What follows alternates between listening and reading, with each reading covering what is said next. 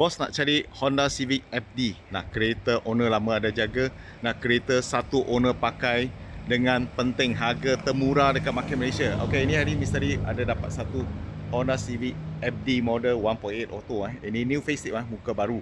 Okey, ini hari misteri juga nak jual harga murah-murah saja Okey, 25,800 boleh dapat ini kereta Kereta memang cantik, cuma cat ada kurang cantik lah. Kalau bos nak cantik-cantik, tambah lagi 1,500 untuk satu layer. Misteri kasih yang leka baik punya untuk bos. Okey, sekarang misteri review ini kereta, kasih bos tengok. Selamat petang bos. Tadi baru dapat trade in. Ini tahun 2010. Honda Civic FD 1.8. Kereta ni original sampai sekarang cat pun original, cuma cat dia ada kurang cantik sudahlah. Okey, ini hari misteri juga nak jual harga murah-murah. Ini 2010 new facelift muka baru lampu belakang ada line sikit Okey, 1.8. Ini hari juga nak jual harga murah-murah dengan harga termurah saja, 25,800 Kereta tiada kemalangan, engine, gearbox, suspension semua tip top condition, tak ada masalah. Cuma cat aja kurang cantik lah. Sudah lama dia sudah blur Okey, kalau bos nak cantik-cantik buat satu layer tambah 1,500 sudah boleh kata lawa cantik lah.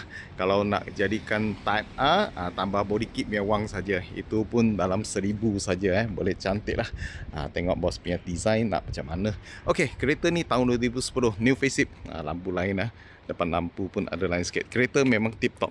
SL model ini ada leather seat punya lah. Ini pada panggil premium model lagi Okey, kereta bawa sedap.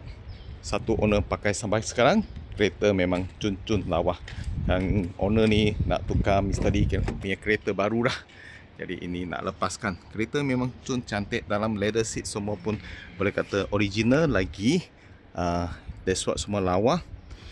Sering pun boleh kena balut lah. Nanti misteri balutkan. Itu sering misteri kena balutkan Mileage dia 100 lebih.